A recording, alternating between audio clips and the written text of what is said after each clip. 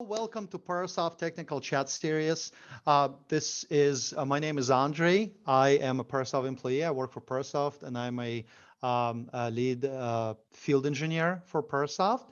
And with me here, I have my friend who we work with together at Medtronic when I was still at Medtronic. He is probably one of the best consultants in embedded devices, embedded cybersecurity, and embedded safety. So let me introduce to you my counterpart here, Dan Smith. Dan? Hey, Andre, how's it going? Hey, Dan. Good to see you. I haven't seen you for like, what, 10 years? Yeah, it's Yeah, been a yeah, while. Yeah, yeah. yeah. Very cool. So tell our viewers a little bit about what you do, who you are, what your expertise is, kind of to set the stage. Yeah, sure. Just a brief credentials. My degree, I'm an electrical engineer, but I really spent most of my career kind of in the firmware and systems engineering world, as many of us do. You're not just writing code. I mean, I don't really write code these days. My business, I really kind of have three areas that I work in. I just have a one person company. I've had that for decades, and three things I do. One is technical training, including embedded system security. Another area of work that I do, you and I have talked about this, is expert witness work, IP litigation, product liability. And then the third area I work in that I've been doing the longest is just technical consulting, firmware architecture. People call it cybersecurity. I don't really like that term just because that seems to conjure up images of PCs and smartphones. And I don't really work with these kind of desktop or these large computing platforms. I Mhm, tend to work in the deeply embedded products with FPGAs and mhm. microcontrollers and things Right. like that. And that's kind of why we're talking. So Mhm. those are kind of the areas that I work in. And Awesome. the mix of those three just depends on what's coming Yeah. up. And you're great in what you do. I remember I was very impressed with your work that you've done for Medtronic. Um, so from your perspective, then, what is so special? What is so different about an embedded system security versus, let's say, web server security or mobile app security? In your opinion, what is so special about embedded? Yeah, it's a really good question, and I'll try to be brief with most of these answers. A lot of them are fairly open-ended. We could just Mhm. talk for Right. days, Yeah. but Mhm. so one of the things that makes embedded security a little bit different is that yeah, as embedded engineers, as I mentioned before, even if you're a quote unquote firmware engineer, you're still aware of the hardware. So your software is aware of the hardware, and the hardware and software depend on each other. You can't develop firmware without being aware of the hardware. Whereas if you're developing a Java app, everything's abstracted. It's just this big processor and infinite memory, and you never really have to think about the hardware, and you don't have sensors and things like that that can be tampered with. So there's that aspect of it. One of the other Mhm. areas that's particular to embedded systems is that they tend to be resource constrained. Now, I mean, you know very well from your work with implantable medical devices, I mean, that's very resource Mhm. constrained. And now the term embedded, it could be anything from a smartphone to a little 16-bit little widget, a little TV remote controller, but your typical Mhm. embedded system, 48, 80 megahertz processor, maybe 32-bit ARM, you don't have a lot of RAM, you don't have a lot of Mhm. flash memory. Even at 80 megahertz compared to an 8-core, 3 gigahertz processor that can be doing all sorts of things in the background, you're relatively constrained. So, things like public key cryptography operations suddenly become very costly on an embedded controller, whereas on a Mhm. desktop processor, they're not, very costly. Another thing, as far as embedded systems go, that's a little bit different is think about your smartphone, think about your laptop. When was the last time those things updated themselves? My smartphone last night while I was sleeping updated itself to a new version of Mhm. iOS. I didn't do anything. It probably downloaded a gigabyte and did all sorts of, updating. Same thing with your laptop. It's always installing patches and updates. But think about that railroad switch controller, that Mhm. traffic light, that implantable medical device. That thing's not always connecting to the internet and pulling down patches and updates. Mhm. It's made, and or that smart meter out on the side of somebody's home. I train people that work on smart grid stuff, and they tell me that the typical life expectancy of one of those devices is 30 years. So Wow. they Wow. put that thing on the side of your house, and they expect to not have to do hopefully a truck roll for like 30 years to replace the unit. So, this is a whole different model where you can't just patch and update it constantly on the fly. So that's another thing to worry about. Mhm. And then the one last thing I'll tell you real quickly, it sounds obvious, but some people don't Mhm. consider it, is a lot of a lot of embedded devices, they're physically more exposed than a lot of personal computing devices. So think about it, your smartphone, your laptop, is there a chance that someone off the street's going to come and take it from you and start messing around with it? No, you Mhm. keep it on you, you keep it with Mhm. you, and you're locked home. Think about a parking meter or, again, a traffic light controller or, some of these devices. The whole point of an embedded system, it runs autonomously, it runs its little thing, and it's not supposed to have a user or an operator for the most part, right? Mhm. The locomotive control or whatever. So you can't rely on something like on Mhm. security of the physical environment. They're a little bit more vulnerable typically. I see. Oh, cool, cool. So when you go into your consulting role or expert witness or whatnot, what are the some of the common mistakes that you see people make when they code, let's say, develop, architect an embedded system? Yeah, that's a really good question. And I've been doing this so long. Mhm. By now, I kind of go into like a security audit or a code review. Like, I bet I'm going to see A, B, and C. It almost Mhm. always doesn't Mhm. disappoint. Well, what would those Mhm. be? The Mhm. first, everybody's heard the term security through obscurity. A lot of times people don't really have any background or training in Mhm. security. So their idea of security is trying to quote unquote hide something in Mhm. software or in hardware. On the hardware side from embedded, an example, Andrey, would be the JTAG connector. So as you know, Mhm. if you can connect to a device through JTAG and talk to it, you Mhm. can get all of its Right. secrets out. You can dump the code, change the memory, Mhm. control its behavior. Yep. So a lot of people say, oh, well, we'll just not populate the JTAG connector. Then Mhm. if they open our enclosure, they'll never be able to connect to it because there's no connector. It's like the pads are there, or maybe they can lift the chip and Mhm. get under there. So that kind of obscurity doesn't help. And you see the same Mhm. thing in software where Mhm. people try to like take strings, like Magic normal numbers. strings, Yeah. magic numbers, and they try to Mhm. obfuscate them by like computing them at runtime. Mhm. But I've done a lot of reverse engineering, and I don't know if you want to use the term hacking, but part of Mhm. my job is trying to attack systems. And it's usually not very hard to do, especially with tools like IDA Mhm. Pro and decompilers. So obscurity doesn't really work. That's not really the right way to protect a product. Another thing that I see all the time is what we call homegrown cryptography. So a lot of people Mhm. either don't understand, they've heard the term AES, but they're like, oh, I'll just shift, everything by 17 bits and exclusive OR with this magic number, and it'll just look like garbage and they won't know what it is. I will tell you, not even seasoned, any basic Mhm. security researcher or attacker will drive right through that. That's very common. Mhm. It's not that hard to attack. So Mhm. homegrown crypto, there's a reason everybody uses AES and RSA. Mhm. People tend to not use it because they don't have access to a library or they're just scared how to use it. So they Mhm. just do their own thing because they think I can do something that the typical person won't break. Mhm. And then lastly, and it's something we probably will talk a little bit more about, is just general insecure coding practices. There are a bunch of different things, and I'm sure we'll talk about them, that people do unknowingly that leave themselves vulnerable. And a lot of the same concerns, I mean, you and I have worked for a long time in safety critical Mhm. applications where correctness is very important. Mhm. And definitely software that's not safe will also be insecure, but there are other ways where software can be behaving as expected. So it's not unsafe, but it's insecure. And I'm happy to talk about those. So, secure Mhm. coding practices. Most people I work with have never had any training in secure coding. They know to check for something before Mhm. dividing by, zero or whatever, but they don't know about like a timing side channel attack or, how arbitrary code can run due to a Mhm. buffer overflow. Right. That's actually a great point. So, which brings me to what actually Parsoft does. And we're a company that makes static analysis tools, right? So, Yep. and in your opinion, what can realistically be detected for via those tools, the static analysis tools, with respect to cybersecurity? So, you mentioned array out of bounds or something. So, Mhm. what are the things that we can actually do automatically versus by review? Yeah, that's a really good question.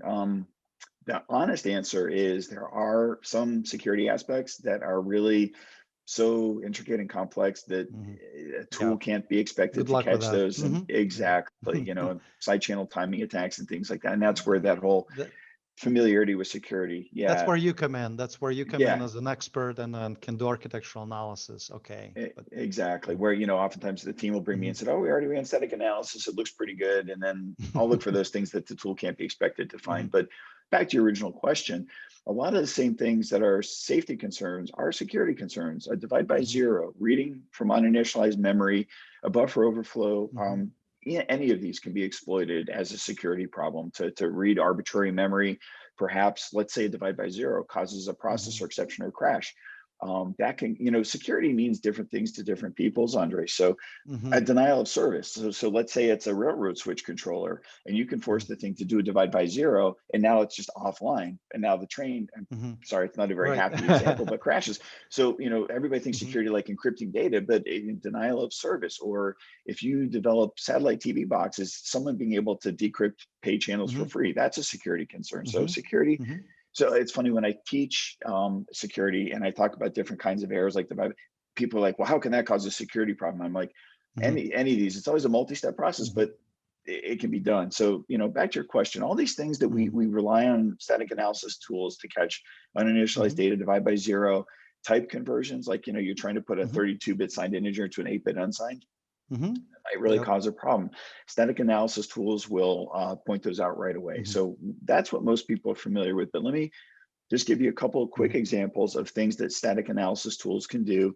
You know, different tools have different capabilities, but that a lot of people are not aware of. So one thing is the concept of tracking tainted data. Now, tainted data is a term in the Mhm. security world for data that Mhm. originates outside your product. It might come in across the Mhm. network interface from an SD card, you know, Mhm. USB drive, CAN bus, and yeah, maybe the data is legitimate. You know, all these data, you know, there's formats and Mhm. frames and packet numbers and sequence numbers, but that data could be under the control of an attacker. And so you Mhm. have to sanitize that tainted data. So tainted doesn't mean it's malicious and corrupt. It just means it Mhm. could be. It's unknown.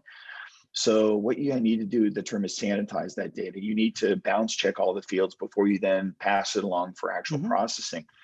And a lot of tools give you the opportunity to tag data at its point of entry, Mhm. like in a network driver or from a user interface, and then it will follow that data. And at a certain point you can, again, usually like static analysis tools allow you to like tag the code or instrument the code to tell it to do certain Mhm. things, and at a certain point you can mark the data as sanitized. And so a tool can watch the data flow through your product, you know, through Mhm. function calls and, you know, call trees, and understand if there's a place in your code where you are working on operating on data that's Mhm. still tainted, it hasn't been sanitized yet. And that's Mhm. something that's very hard to catch in a code review, but a tool is Mhm. really good at doing. Mhm. And maybe one Mm, other thing I'll mention really mhm. quickly. Did you Mhm. have a question on that? No, no, that's Oh, cool. okay. Yeah, go I ahead. didn't Mention know what if you wanted to I'm mention. Yeah. sorry, I didn't know if I had interrupted you. Uh, One other thing. Oh, go ahead. you can interrupt it anytime. You can interrupt it. I interrupted you to tell you that you can interrupt me in any time. Okay, no, that's fine. Sometimes I talk and I just want to make sure I'm giving you an Mhm. opportunity to get a word in edgewise. Just really Mhm. quickly, one final thing I'll say about static analysis tools that's really helpful, really good. As you know, think about, Andre, when you started first in the industry versus today, how Mhm. much more complex products are. I mean, a lot of times now as engineers, we're integrators, right? Mhm. It used to be back in my day, maybe back in your day, you're Mhm. writing all the code in the system. Nowadays, you're integrating this networking stack, this library, this Bluetooth, you know, thing, Mhm. and so you're integrating and you're writing some code as well. But the point is, a lot of times this code, it's coming, you know, it's open source code. It might be a cryptographic library, a network stack, Mhm. graphics library, and there are vulnerabilities in these code, and they're always being detected and developed. And a lot of static analysis tools will allow you Mhm. to inform the tool what open source packages you're using in your code, and then it will Mhm. periodically query Mhm. vulnerability databases and inform you, hey, you're using Cool. version 4.2. Mhm. We're now on version 5.0 out Mhm. in the field. Version 4.2 has a known Mhm. vulnerability, and Mhm. point that out. And that's not the kind of thing you're going to catch in a code review, but tools Right. are very good at doing. For So sure, for sure. So we have some customers who come in and they say, okay, we're starting something from scratch, or we have already a legacy code base, and then we want to have some advice over how to bake security from the very start, right? So we're starting new, we have some legacy, Yeah. we have a mix match. So do you have any kind of generic or maybe specific examples to that team that may be watching us now? How do you, what are some of the, from you, coming from you being an expert, what are those best practices? Yeah. So the scenario you gave me is the ideal scenario where a Mm-hmm, team is thinking about security from the outset, and that's great. mm-hmm, And we'll mm-hmm. talk about that. Unfortunately, as a consultant, a lot of my work is people who only think about security when it's too late, and then they're really Exactly. kind of in a jackpot. And it's good from a consulting perspective, but it's pretty painful from a client perspective. Mm-hmm, So that's what we want to avoid. So, your question is addressing that, and what can we do? Well, the first thing is you want to do what's called threat modeling. And when you're mm-hmm, performing threat modeling, what you're doing is you're getting an understanding of what are the assets in your product. Maybe it's patient data, maybe it's service, like mm-hmm, delivering TV service or energy to the person's home. So those are the assets you want to mm-hmm, protect. Then you want to understand what the potential attacks are and who the attackers are. mm-hmm, So that's your threat modeling. Like, how could this product be attacked? mm-hmm, And that's not a quick process. That takes mm-hmm, a bit of time, and it's really systems engineering. If you don't do that from the outset, you're kind of hunting in the dark. You don't mm-hmm, really know what you're protecting. So that's the most important thing to get right. Then, really, what it comes down to is having a secure software development process. And for me, there are kind of three legs of that stool. And I know, from your background working on, high consequence software, you guys would do all three of these, but you want to have a coding standard so that, you mm-hmm, eliminate what you do is you kind of subset the C language. This, mm-hmm, C's a bit of a dangerous programming language, or C++. mm-hmm, So you want to say, this is the way we prescribe you write C code. Always have a default statement, mm-hmm, in a switch statement or something like that. So that's one thing, a good coding standard. Another thing is, of course, to do static analysis. Static mm-hmm, analysis, it's repeatable. mm-hmm, It doesn't get tired. It doesn't have a bad day. It's objective, right? Well, let me tie that in with the mm-hmm, third point, which is code reviews, which will catch some things that a mm-hmm, tool can't be expected to catch. And in a code mm-hmm, review, you'll catch some really good stuff you learn typically from other good engineers. But of mm-hmm, course, the truth is, in code reviews, sometimes they get a little bit contentious. People get up on their high horse and they make a big deal out of something that's not really such a big deal. So mm-hmm. they're time consuming, they are important. And if you're doing really high consequence software, those are very, very important.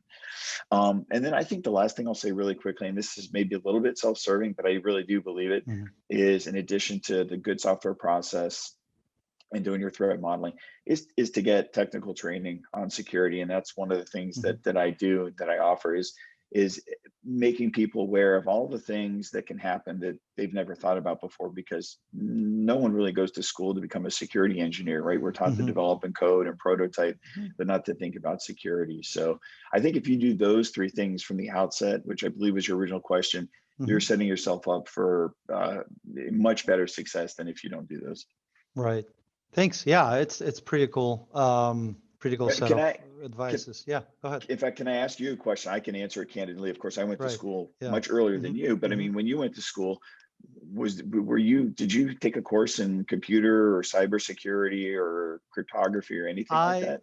I was lucky then. I was lucky. I went to Purdue University, and at Purdue University, we had that professor who founded the whole department called Sirius Center for something Security, and professor name was Gene Spafford. So Gene Spafford was actually one of the advisors to Clinton for cybersecurity. A big guy, right? Wrote a book and many books. Awesome person. I love him to death. So I Hmm. took every single security course that he offered with the Gene Spafford.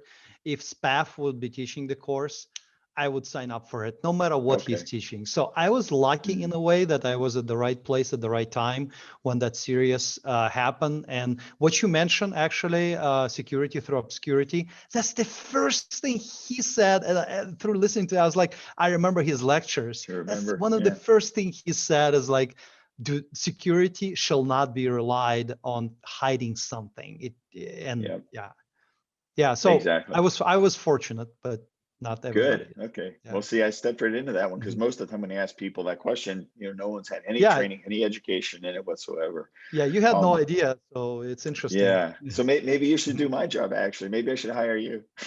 I'm not smart enough then. I'm not smart enough. No, that's certainly Uh, not true. Yeah. and so the last question I had for you is, what I'm curious, right? When you went to Medtronic, you open up the code that we had for implantable software that's been there, it's been implanted in tens of thousands of people. So you look at that code and you gave us some good input. So, but in general, I'm curious, you come in, you open up a code base, embedded code base, and then what are some of the things you immediately jump in and you immediately review? Basically, I'm looking at your observation of high value, low effort type of issues that you can quickly find by just code review. Yeah. So, the first thing I do, ideally when I'm doing a code review, or working with a client, if I can get their entire development environment, their static analysis tools, then I'm set up to work like them. And Mm-hmm. the first thing I do, this sounds basic, but I'm telling you, Andre, I see this all the time. I do a compile and I check their Mm-hmm. settings and I make Mm-hmm. sure that the warnings are set to the highest level. Mm-hmm. So often, tons of warnings come out and they're like, oh yeah, we know about those. Those Mm-hmm. are okay. Or they don't even have a high warning level. I'm like, Mm-hmm. you got to have that clean compile. And I know at Mm-hmm. Medtronic, you guys are so disciplined about that, but a lot of places don't do that. They don't Mm-hmm. understand the value, or they just think, oh, that's not Mm-hmm. important. So I look for a clean compile. The next thing I do is I say, I hope you guys are using static analysis. We're talking about security and safety. Most of the time they are. We might even know some of the companies and the clients Mm-hmm. from your own work at Parasoft. But and what I do is I say, well, let's just take a look at the static analysis output. Mm-hmm. And ideally, it's clean, but very often it's not. And again, you get the Mm-hmm. rationalizations. Again, it's like, well, it says this could happen, but we know it'll never happen. Mm-hmm. Like, well, how do you really know? I mean, you Mm-hmm. think it won't, but Mm-hmm. so many things have been broken, so many tragedies have happened because something that Mm-hmm. should have never happened actually did happen. So why Yeah. don't we just go ahead and tamp down on that and seal that up? Mm-hmm. So we talk about high reward, low effort. So those are very quick to do, and they just give me a quick sense of like, am I dealing with a hot mess or a Mm-hmm. pretty tight code base? And there's always a range there. And then another thing I do is, because I'm not going to go through every file and look for divide by zero and Mm-hmm. stuff like that. Yeah. That's what Yeah. tools are good Mm-hmm. for. So Mm-hmm. um, maybe down the road, I'm going to look for the more subtle things like uh, zeroing out of memory of sensitive memory areas like Mm-hmm. cryptographic keys and things like that, side channel timing attack vulnerabilities like through comparisons and loops and stuff like Mm-hmm. that. That's Mm-hmm. usually a little bit down the road. You're asking about the more on the nose stuff. So I look for the stuff we've talked about. Mm-hmm. Like, are they Yeah. doing security through obscurity? Are they taking a cryptographic key and putting the same key in every Mm-hmm. product? Like, instead Mm-hmm. of just like provisioning each product with its own key, which is more effort, Mm-hmm. but it's the right Mm-hmm. way to do it. Right. Are they using their own homegrown crypto? Bob's crypto Mm-hmm. live. Bob's long gone, but Mm-hmm. he developed this exclusive or shift thing, and it's Mm-hmm. really hard. No, that's not. It's nothing good. So you look for that kind of stuff because that Got it. that turns up all the time. And then the last thing I'll tell you is, and this is kind of interesting, and this gets back to your first question about what makes embedded special, is back when I started working in security, probably in the mid to late 90s at Motorola on cell phones and base stations, your typical microcontroller had some A to Ds, Mm-hmm. serial ports, maybe some timers, but Mm-hmm. nowadays, even when I started doing the technical training in security back in like 2010, 2012, your typical microcontroller, there was no way to disable the JTAG on the chip. There was no memory protection unit. There was Mm-hmm. no secure boot. There was no hardware random number generator. But your typical, even mainstream level microcontroller, now your $4 STM32, Mm-hmm. ARM Cortex M4, it's got a memory protection. It's got cryptographic Mm-hmm. accelerator. It's got an ARM Cortex M core with the ability to run Mm-hmm. some code in user mode and some code in supervisor. And I just getting to the question, getting back to the question, I just try to see if they're using these capabilities and hardware. I mean, an NPU, if you have it, Mm-hmm. it's so important and so Right. valuable because Mm-hmm. it can trap things before they propagate to downstream problems. Right. So I'd say those are the big ones I look for when I jump onto a new project. Very cool. Well, as a wrap up, thanks a lot, Dane. I think it's been a great chat. As a wrap up, if somebody wants to, let's say, contact you, and then they will find the information here in this video that we'll post. But how do you normally typically run your classes? Is it like a 1-day class? Is it a week long? Is it 3-day? Maybe you can give me some range of how do you typically work. Yeah, thanks. Yeah, especially pertaining to security.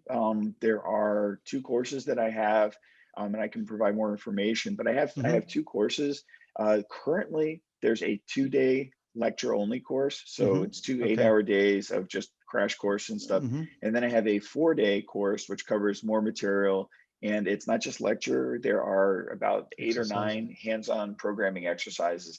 Okay. You might be surprised how often I explain something. Everybody's like, yeah, I get it. I'm like, okay, now we're going to do this. And then the terror sets Yeah. in. It's like, oh, do I really know Yeah. this? And, but Right. and people tend to enjoy those exercises, and that's where the learning happens, through that struggling and working through it.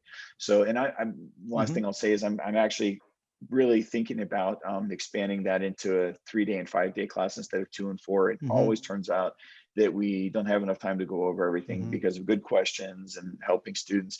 So I'm thinking about even expanding it. But yeah, for Got it. now, there's the lecture only 2 and course and the 4. hands-on. Yeah. Okay.